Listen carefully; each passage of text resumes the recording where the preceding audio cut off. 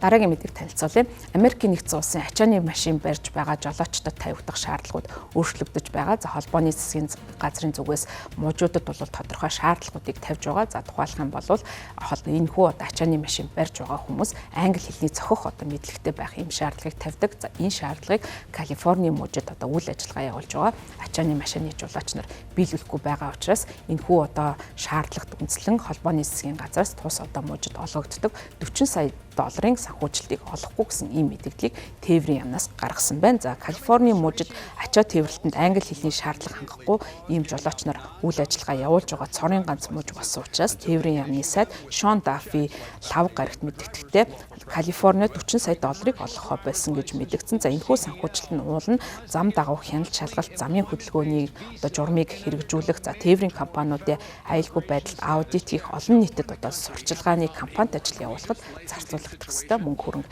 байсан юм байна. За 8 дугаар сарын 12-ны өдөр бол тус мужид хууль бусаар U-turn буюу U байдлаар эргэлт хийсэн гадаадын жолооч бол машин барьж явсан. За энэ нь бол Флорида мужид осолцсны дараа тухайн мөрдөн байцаалтай ажлыг эхлүүлсэн байна. За Америкийн нэгдсэн улсын тээврийн яамны сайдын мэдэгдэж байгаагаар ачааны машины жолоочууд англи хэлний мэдлэгээ харуулах ёстой байдаг. За гэтэл тухайн осол гаргасан жолоочийн хувьд бол гадаад иргэдийн цагаачлалын статустай байсан. За энэ хүнд бол арилжааны энэхүү жолоочийн үнэлгийг олгох ёсгүй байсан гэж үзэж байгаа юм. За Калифорни болон Флорида мужийн амбан захирагчид бол энэ асуудал бие биенээ шүүмжилж байгаа.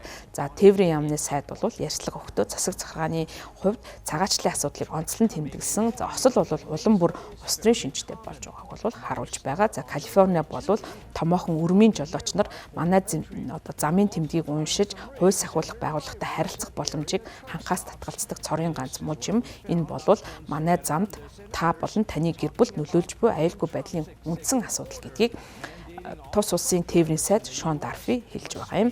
За тээврийн яамд албан ёсны хариу өгөхдөө Калифорни мужийн захирагчийн зүгээс өөрийн явуулж байгаа арга барилаа бол зөвтгсөн. За мөн холбооны албаныхан үйл ажиллагаанд сэтгэл хангалуун бус байгаагаа мэдгдсэн. За Калифорнигийн амбан захирагч Гвен Ньюсом лав гарагт мэдэгдэл гаргасан. За тэрээр хэвлэлийн төлөөлөгчөөрөө дамжуулж хэлэхдээ Калифорни муж бол арилжааны машины жолооч нар усын дунджаас бол бага осол өртдөг болохыг статистик харуулж байгаа. За тухайлах юм тийм учраас тээврийн яамны сайдын өнгөрсөн 8 дугаар сард санаа зовж байгаагаа мэдгдсэн явдал нь Калифорни мужид шинэ стандарт хэрэгжиж ирснээс хойш дор хаяж нэг зөрчил илэрсэн.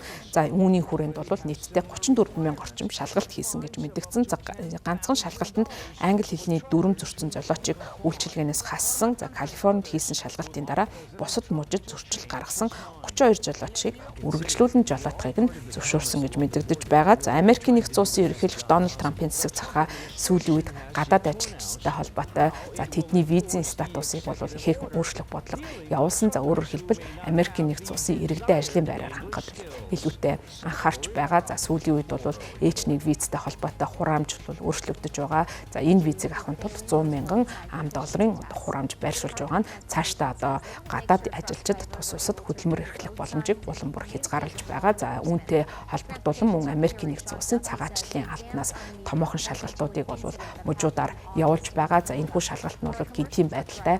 За ажлын байран дээр байгаа хүмүүсийг бол гинт ачиж баривчлах ийм үйл явц болж байгаа нь бол Америкийн нэгдсэн улсын цагаач ажилчдын дунд ажил хөдөлмөр эрхлэхэд айц гүйц төрүүлсэн ийм үйл явдал болж байгаа. За үүнтэй зэрэгцээд бас мужуудыг энэ талаар хатуу бодлого баримтлагыг холбооны засгийн газрын зүгээс бол ихээхэн шахаж байгаа. За харин мужуудын зүгээс бол заримдаа холбооны засгийн газрын явуулж байгаа бодлого шийдвэртэй нийцгийг хүсэхгүй байгаа. Учир нь бол Америкийн нэгдсэн улсын эдийн засгийн гол хөтөлбөрч нь бол цагаач ажилчид байдаг учраас тэдний хямд хөдөлмөр дээр суурилж явагддаг эдийн засгтай ийм мужуудад бол эдгээр холбооны засгийн газраас гаргасан дүрм журмыг хэрэгжүүлэхэд хүндрэл учруулж байгаа. За үүнээс болоод Америкийн нэгдсэн улсад мөн хөдөлмөрийн хүсний хэмжээ нэмэгдэх. За үүнийгээ дагаад бараа бүтээгдэхүүний үйлдвэрлэлийн өртөгч бас нэмэгдэх боломжтой гэж ажиглагчид харж байгаамаа.